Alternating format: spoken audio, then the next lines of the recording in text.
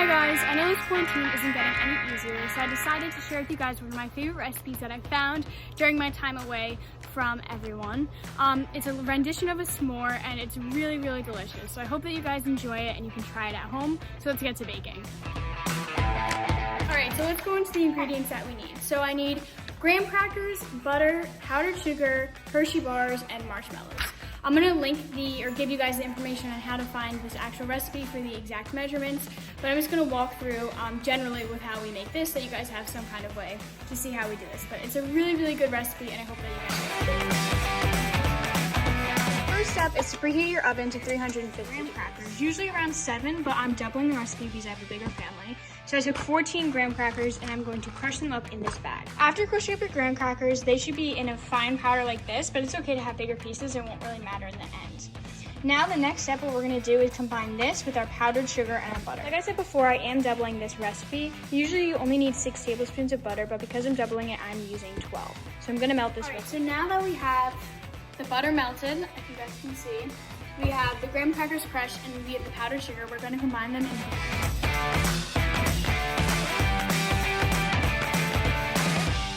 Okay, so now I'm going to add the entire contents of the graham crackers into the bowl. You should have already measured out the 7 graham crackers, or in my case the 14 because I'm doubling it. So you pour that into your bowl. Then you're also going to pour in your melted butter, as you can see, with your graham crackers. Again, 6 tablespoons because I doubled it 12. And then the kind of weird thing about this is that you're also going to add confectioner sugar or powdered sugar into this. Usually it only calls for 1/4 of a cup of powdered sugar, but again, I am doubling it. An important thing, or like a tip that I like to do when I'm baking, is to just take your finger with your powdered sugar and just slide it across so that you get an exact measurement, and then just put it in. Okay, so now all I'm going to do is take a spatula and I'm going to mix all this together. Okay, so after a few seconds of mixing, you're going to get this crummy texture. This is the perfect texture that we want. What we're going to do now is press these into muffin pans as our crust for the s'mores. As you can see, I sprayed the muffin pan with cooking spray, and because there's a little bit more than I want, I'm going to take a paper towel and remove some of it, and then I'm going to get to putting the crust into the muffin pan. Okay, so now I just scooped a little bit of this crust mix into my pan, and then you just push it down from the center and it'll create a little wall around. Then you'll do this for the rest. Now once this has been filled, I'm going to put them in the oven for 4 minutes at 350 just so that they can harden. Now while I'm waiting for the crust to harden, I'm just going to break apart some of the Hershey chocolate bar. So now the oven is done, so we'll just take the crust out.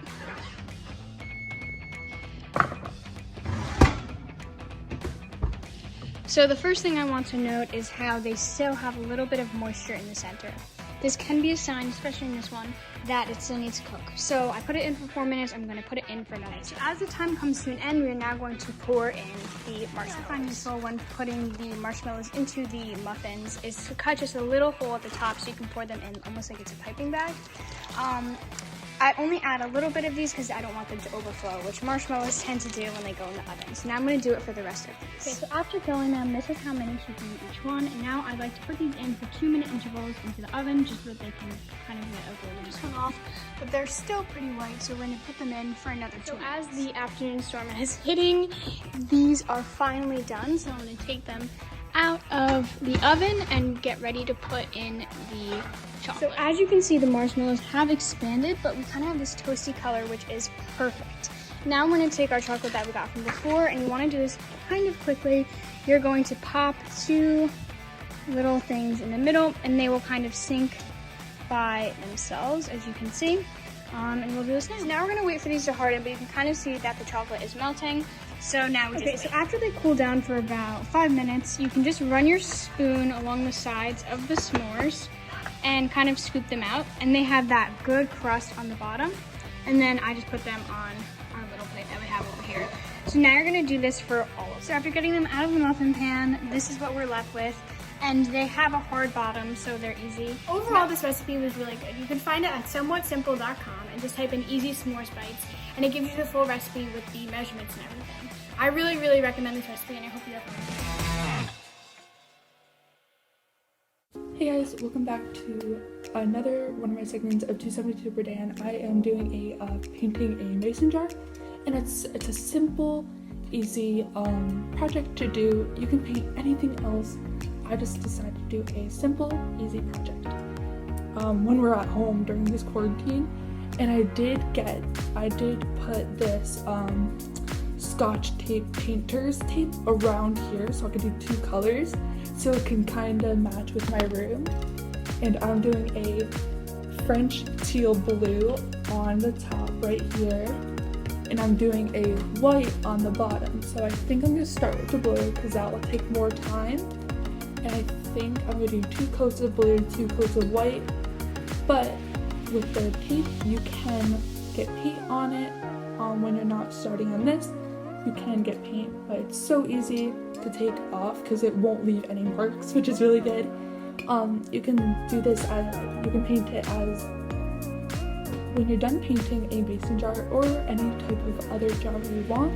It can be a good decorator, it could be a good flower pot holder if you want to put like flower seeds in here and grow flowers out of it. You can put anything in here. I would stay away from food and candy because it might expire and you might forget about it. So I would put like marbles, lights in here, like lights to make it glow, anything you want. So yeah, let's get started. Now first up, I'm going to be painting this a nice blue. I'll just get some paint on my paintbrush and start painting this blue. I am using chalk paint because this is the easiest to go on a mason jar, but if you're painting anything else, I don't know what it would go on with. I think any other paint will work good. It'll work on smoothly on any other object. I'm just doing a chalk paint just so it can go on easier. See? So pretty. I love this color. You want to make sure you flat out all of the lines so it's not too chalky or not too light, but this is only the first coat. You can do more coats. See, I'm just going up. I'm just going up and down like I said. Going like this, and you can put it down to make it easier to hold.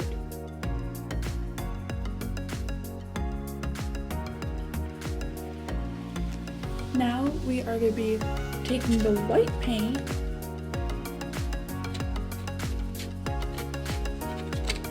Now we're going to be taking the white and painting it white like this.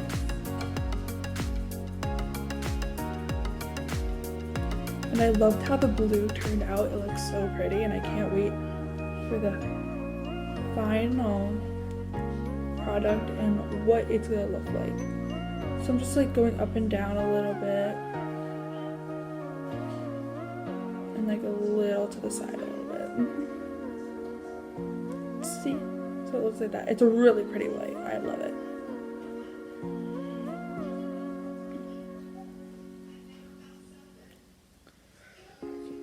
Getting some white. I'm just painting it like so. White. I'm just painting it white. So it looks really cute. And we took the tape off, so that's why I taped it. So we put the white here, and we have a gold somewhere, but I don't know where it is, but you are going to see it in the final product. So here is the final product of my mason jar. It looks so adorable. I love it. You can turn it into like a flower holder, like where you can plant. So where you can like plant a flower or just put fake flowers in to make it look cute. Or you could put it as a pen holder. You can put it as anything. A pen holder, pencil holder, stuff to hold seashells in, like I said before, marbles. Anything that looks so cute that goes with your room. And here is like the gold top that I like to put on. That I put to add extra color into it. Yeah. Here's the final product, and it actually turned out really cool.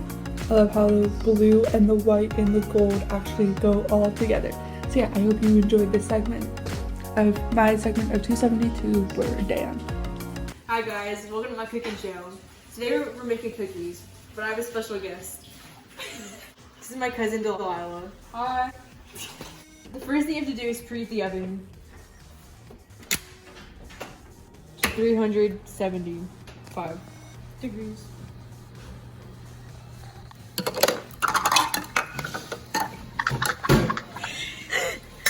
So, come on! So, the first thing you need to do is combine flour, baking soda, and salt into a small bowl.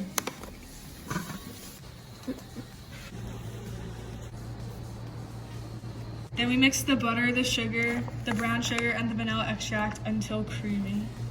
Now we have to soften the butter so that we can mix it in.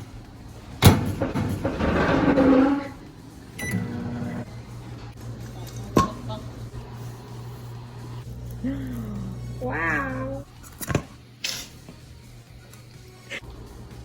Now we mix it, and after we add the eggs. Yeah. I don't think this is kind of weird.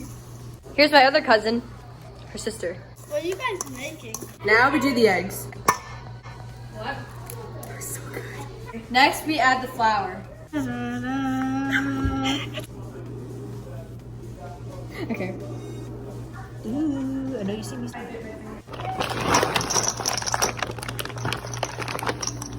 This needs to be a little bigger. Oh.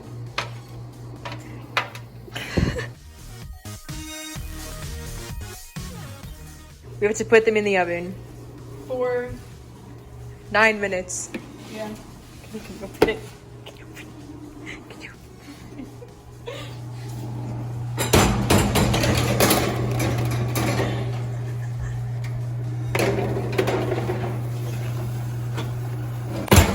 One, two, three. Yummy.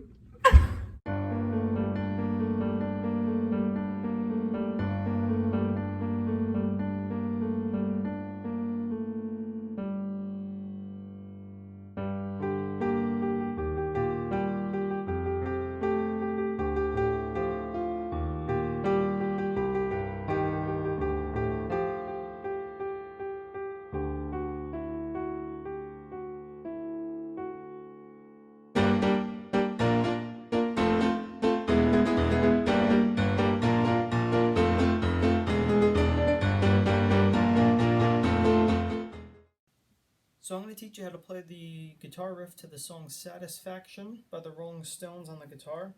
This song was written by the guitar great Keith Richards. I'm just going to run through it real quick so you hear how it sounds, and then we'll learn it.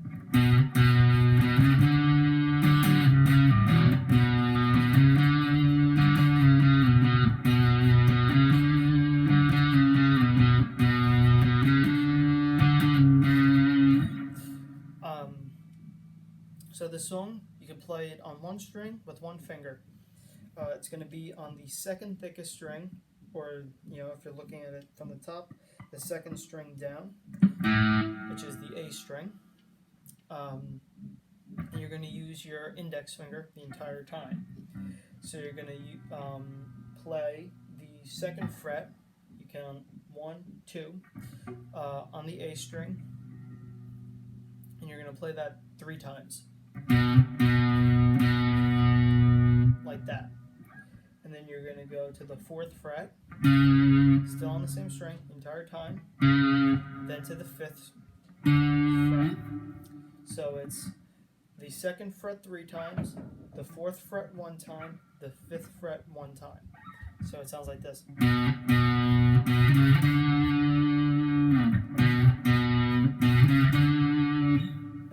Go hit the 5th fret twice again, so you're going to hit the 5th fret really 3 times, and then you're going to bring it down to the 4th fret, then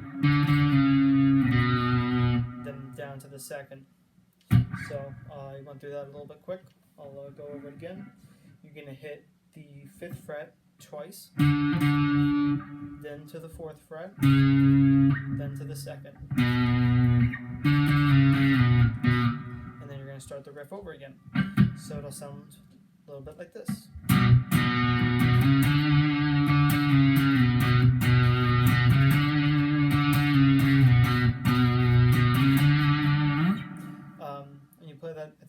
times until Mick Jagger comes in and starts singing. And if you're a little bit of a more advanced guitarist, you can add some vibrato. But other than that, that's how you play Satisfaction by the Rolling Stones. Rock on. What's up, guys? My name is Jason Pohl. Today we're going to do a planting tutorial, so let's get started. First, you want to take your shovel and start digging the inner part of the pot. As you can see, we have to dig until we can fill the plant in the pot. As you can see, we have to do the same process over and over again. Then, you want to take the plant and push it in until you can just fit the plant in the soil. If it doesn't fit, just keep digging. We have to dig more soil out of the flower pot so that the flower can fit right in. Let's see if the flower fits in. So now, we have to water the inside of the soil.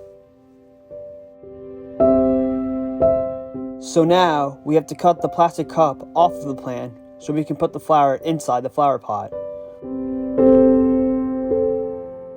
Now, when you're done cutting, you can put the flowers in the pot. You have to use 2 people so that the soil doesn't fall off. So let's see if it fits perfectly.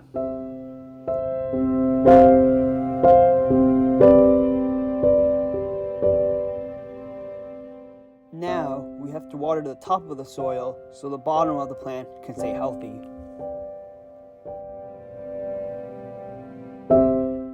Now, you want to put some soil over the empty spots. Then, you want to pat down the soil so that it's flat. Make sure you wear gloves so that your hands don't get dirty.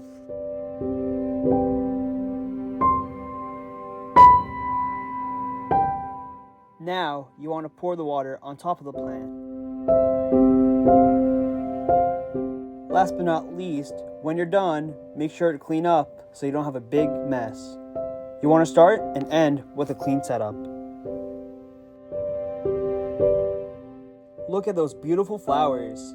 So there you have it. That's how you plant a flower. Hope you have enjoyed it. Today I'll be showing you how to make banana bread. You will need 1 packet of banana bread mix, 2 ripe bananas mashed, 1 large egg lightly beaten, and 1/3 cup water. You can also add walnuts or chocolate chips, but that is optional. To start off, set your oven to 375 degrees. You will then add in 1 packet of banana bread mix to a large bowl. Next, smash 2 ripe bananas into a smaller bowl and add that to the packet of mix. In the same bowl you used to smash the bananas, or in a different one, lightly beat 1 egg. You will then add that egg into the large bowl. The last ingredient to add into the bowl is 1/3 cup water. When all ingredients are added, whisk this together until everything in the bowl is smooth. I also added a 1/2 cup of chocolate chips, but again, that's optional. After adding any ingredients you need, take the baking pan, an 8x4 one would be best, and spray the bottom with any cooking oil. Once all the contents of the bread are in the pan, put the pan in the oven and bake this for 35 minutes. This was my final product. What's up, guys? Welcome back to 272. Today we're going to be doing a part 2 to my first yoga video. So we're going to be doing about 5 basic poses. It's not that hard, it's really simple. So let's go. Alright, this pose is called the corpse pose. Alright, so first you're going to lie down straight on your back. You got it? Alright. And when you do, you're going to have your arms out, palms facing the sky. Alright. This exercise is mainly for the mind, less of the body. You're just going to want to take a breath in and out. This is a very relaxing pose. This next position is called the downward dog. Alright, this one you're going to be a little bit more flexible. You got it? You think you got it? You just got to make a V shape with your body, but it's going to be a little difficult for you. Alright, we'll see. Your arms got to be straight out. Arms got to be past your head. It's looking like a slanted F if you ask me. I don't know. Gonna need to work on that pose a little more. Almost got it. It's alright. Next pose. Alright, this third position is gonna be called the mountain pose. This is a really basic stretch, man, alright? All you gotta do is just bring those arms up past your head into the sky. I mean, not the ceiling, but there's nothing to this pose. It's really basic. You just gotta stretch out that spine, take a few deep breaths. That's pretty much it. Alright, you got it. Alright, this fourth position is called the Warrior One pose. Alright, this one's pretty basic too. You just gotta step forward with that right foot and keep that left leg slightly bent, and then bring those two arms right above your head, just like that. This one mainly focuses on balance, so just keep your balance here. Take a few deep breaths too, alright? Alright, you got it. That was nice. Alright, last and final position. This one is called the Child's Pose. Alright, man, this one's pretty basic too. You're basically just going to want to sit on your feet and then extend forwards. Alright? Yeah, sit on those feet, have your butt resting on there. Alright? And just extend out. Now, for people watching this, you might want to get a pillow to rest your face on. But this man over here is just planting his face right at the ground. I don't even know what he's doing. Feels good, right? Alright. Alright. That was the last pose of the video. Told you guys it was gonna be basic, easy. Hope you guys feel a little more stretched out, loose, relaxed. And that was it. So, hope to see you guys next time. Today we are going to be cooking spaghetti. The first thing you're going to need is the spaghetti. You're also going to need sauce, a pot, salt, water, and this thing to drain the water, and a spoon. The first thing you're going to do is wash your hands. Then you're going to fill up the pot with water. Then you're going to put the pot on the stove and turn it on. Then you're going to add salt to the water. After this, you'll have to wait for the water to boil. When the water starts boiling, add the spaghetti. Then you're going to let the spaghetti cook and stir it occasionally. To see if the spaghetti is cooked before draining it, taste some of it. When the spaghetti is cooked, put this thing in the sink and then drain the spaghetti.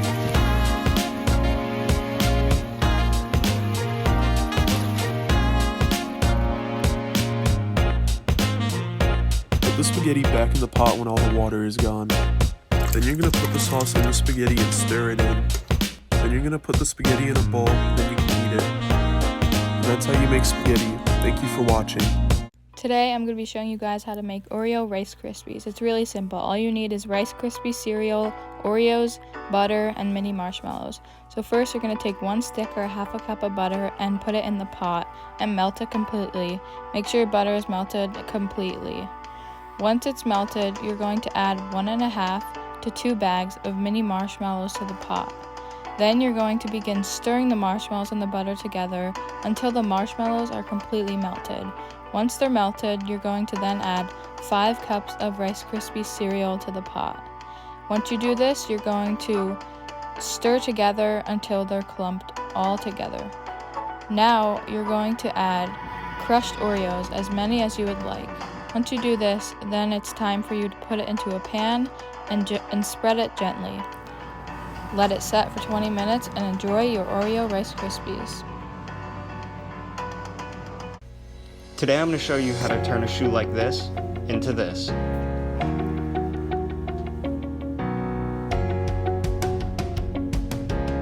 First, I started off by pinning some black parts on the outer and then taping off the parts I didn't want to do the splatter paint on.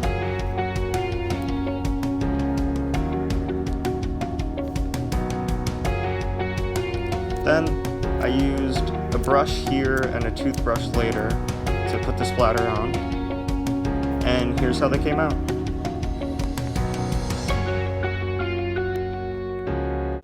Hi guys, it's Sarah here. I'm going to show you guys how to make banana bread in a really quick and easy way. So here are my ingredients. I have eggs, sugar, vanilla extract, flour, and chocolate chips. And then I just mix them all together. It really doesn't matter what order. and then I blend it together, and then at the end I like to pour some chocolate chips on top. It's really optional to pour chocolate chips on top, but I like having chocolate chips on it. Then I put it in a pan, and then it's ready to go in the oven at 350 degrees, and it should be in there for an hour. Once an hour passes, you can take it out and then cut it up and eat it. It'll look very yummy, as you can see, and I hope you guys all enjoy. Hi! So today we're gonna make my squishy soap dough. So let's see